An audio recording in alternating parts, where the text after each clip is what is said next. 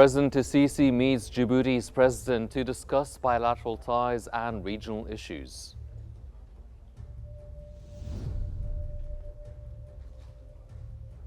The Arab League foreign ministers convene in Cairo to address Gaza.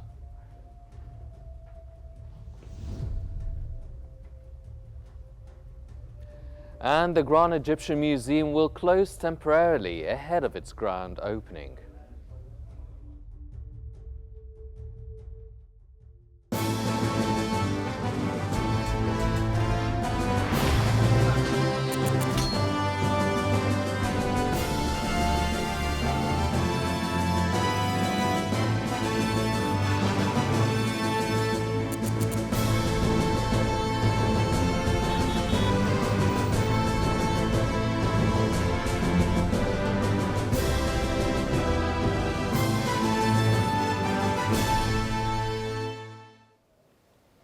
Welcome back. These are the news from Egypt. Egyptian President Abdel Fattah al-Sisi has met with Djiboutian President Ismail Omar Guelleh in Djibouti, where they discussed bilateral cooperation and regional issues. The visit included the signing of several agreements in energy, trade, education and health. President al-Sisi announced a joint energy program, including solar projects, and emphasized Egypt's commitment to supporting infrastructure and investment in Djibouti. Both leaders called for stability in the Red Sea region and reaffirmed support for a two-state solution in Palestine. President al-Sisi praised Djibouti's warm reception and stressed Egypt's dedication to deepening strategic ties.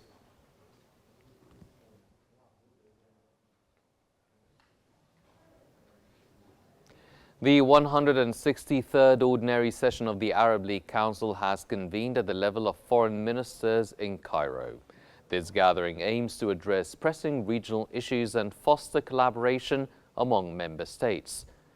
The discussions focus on enhancing unity and cooperation to tackle challenges facing the Arab world. As foreign ministers gather, they seek to strengthen diplomatic ties and explore solutions to ongoing conflicts and crises within the region.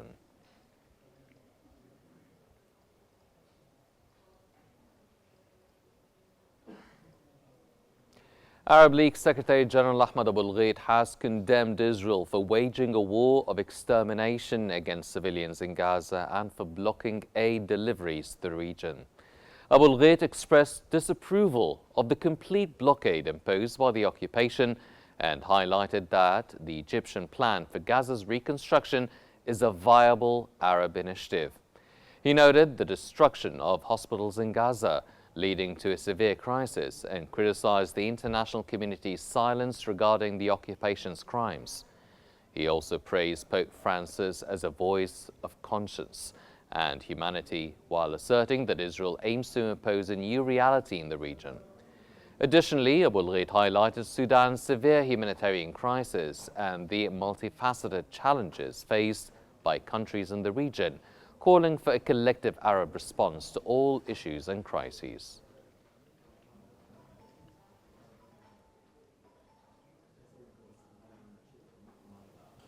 Minister of Foreign Affairs, Immigration and Expatriates, Bulletin has affirmed that Egypt's human rights report presented by the Egyptian delegation at the UN Human Rights Council in Geneva received broad praise from all member states. Bulletin stressed the need to build on international recognition to strengthen Egypt's global image and advance reforms in human rights, institutions and legislation. He noted that the Human Rights Progress Report reflects Egypt's commitment to meaningful improvements and active engagement with international mechanisms. He also said that this progress stems from close coordination among state institutions, including Parliament and its relevant committee, in preparing the report and implementing recommendations.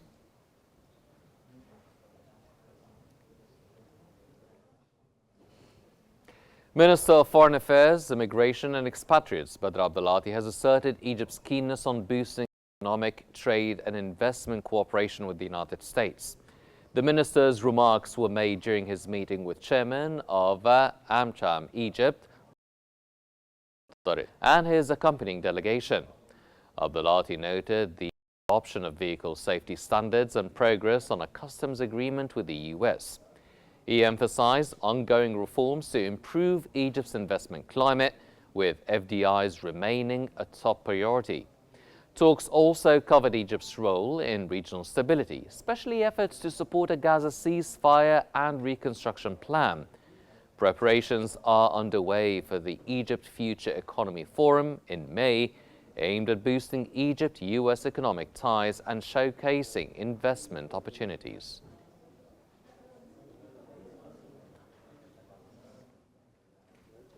The Egyptian cabinet has approved a contract with Deutsche Bahn and El Suidi for electric rail transport to manage and operate the country's high-speed electric rail network.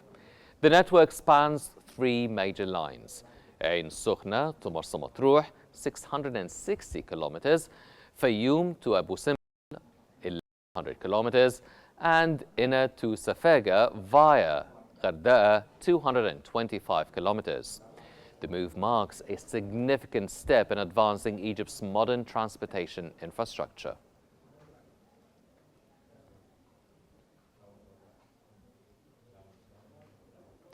Prime Minister Mustafa Madbouli has highlighted the significant role of Egypt's textile industry in supporting the economic growth. He has issued clear directives to continue advancing this sector as part of Egypt's broader development agenda. The goal is to maximize the country's inherent potential in textile production, thereby boosting the national economy, particularly as it is a labor-intensive industry. He pointed out that the meeting reflects ongoing oversight of the development work being carried out by multiple companies, aiming to identify and overcome challenges to ensure timely completion of the government's project to develop the textile sector.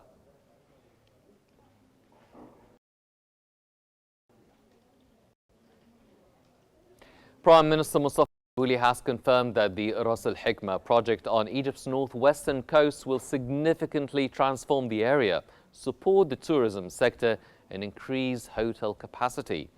Madbouli said that the project reflects strong relations between Egypt and the United Arab Emirates, praising the commitment of both countries' leaders to expand cooperation across sectors.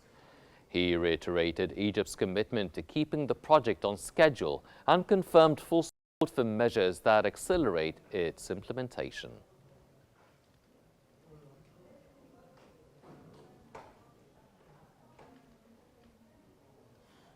Egypt's Minister of Communications and Information Technology, Amr Talat, has inaugurated Intelsia's new regional office in Sheikh Zayed City in Giza.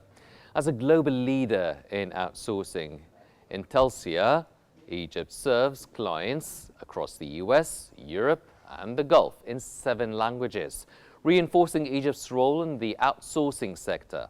The company plans to create 1,300 new jobs, expanding its workforce to around 4,000 specialists and opening 2 additional sites by 2026. Talat highlighted Egypt's skilled workforce and competitive advantages in the offshoring industry, while Intelsia's CEO emphasized Egypt's promising investment environment and growth potential.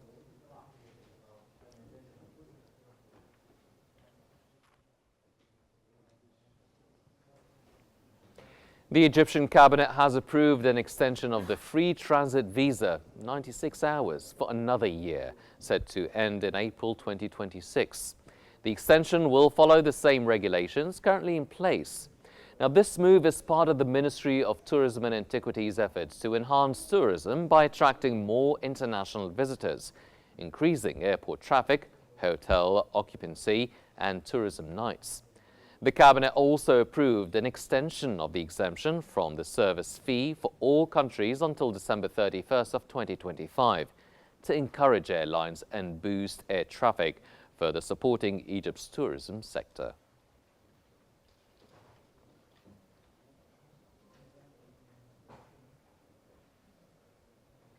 Egypt is set to launch the trial operation of the monorail line linking the new administrative capital to the Mushir Tantawi station in Nasser City starting in July. This East Nile monorail project will begin testing without public access. According to the chairman of the National Authority for Tunnels, Tore Guili, by the end of the year, testing will extend to the stadium station in Nasr City, with full operational capacity anticipated by early 2026. The East Nile monorail project features 22 stations spanning 56.5 kilometers, serving areas across Nasr City, New Cairo, and the new administrative capital. Meanwhile, the West Nile line connects Giza's 6th of October city to the Arab League headquarters in downtown Cairo, featuring 13 stations along a 43.8-kilometer route.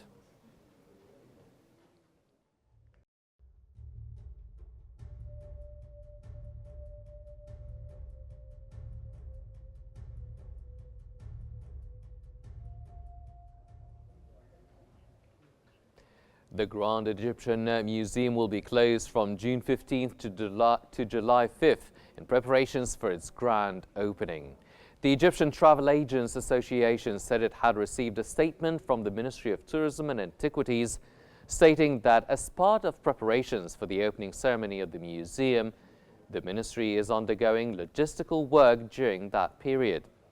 Prime Minister Mustafa Madbouli revealed early in 2025 that the highly anticipated opening of the gem will span several days, with government directives aimed at delivering a globally acclaimed celebration that showcases Egypt's tourism and progress.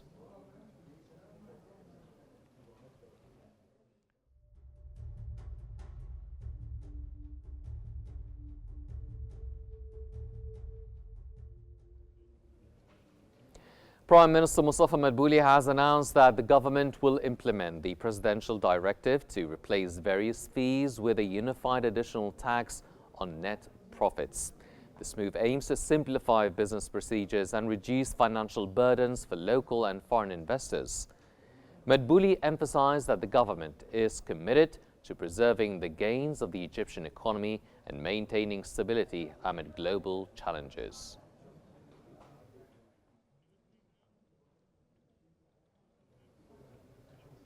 During a key session at the World Bank meetings, Egypt's Minister of Planning and Economic Development,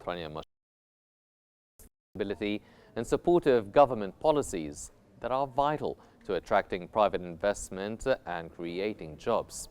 Speaking alongside World Bank President Ajay Banga and other global leaders, Al-Mashad stressed that governments alone cannot meet rising job demands, calling for greater private sector involvement and support for entrepreneurship. She also highlighted Egypt's expansion of technical schools to equip youth for modern job markets and pointed to tourism investment as a major employment driver.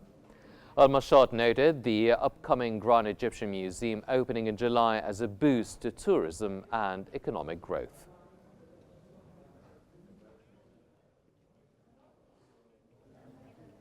Finance Minister Ahmed Kushuk has affirmed that Egypt's economic situation has improved and is expected to continue progressing steadily and significantly over the next 4 years.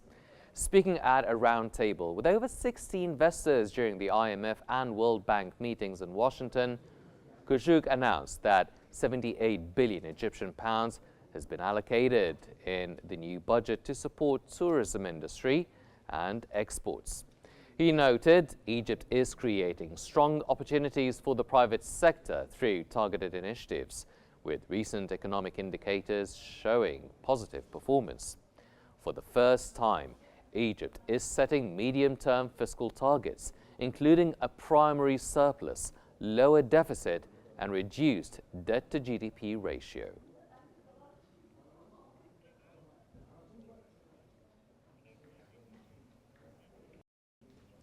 Egypt's Minister of Investment and Foreign Trade, Hassan Khatib, has met with Chinese Ambassador Liao Liqiang to explore ways to deepen economic and trade cooperation between the two countries. Al-Khatib highlighted Egypt's strategic position as a gateway to over 70 global markets and invited China to expand joint investments in key sectors such as automotive, battery production, and renewable energy. He also announced plans for an official visit to China and proposed an annual Egypt-China business forum. The two sides discussed an upcoming visit by a Chinese trade delegation to Egypt aimed at enhancing industrial partnership and technology transfer.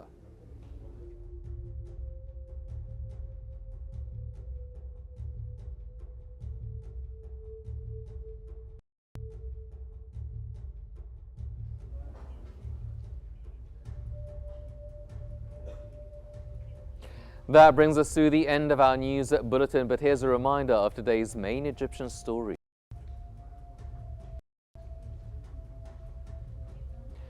President Sisi meets Djibouti's president to discuss bilateral ties and regional issues.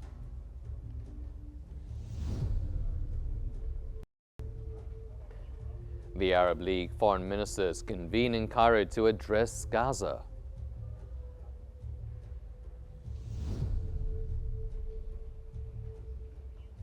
And the Grand Egyptian Museum will close temporarily ahead of its grand opening.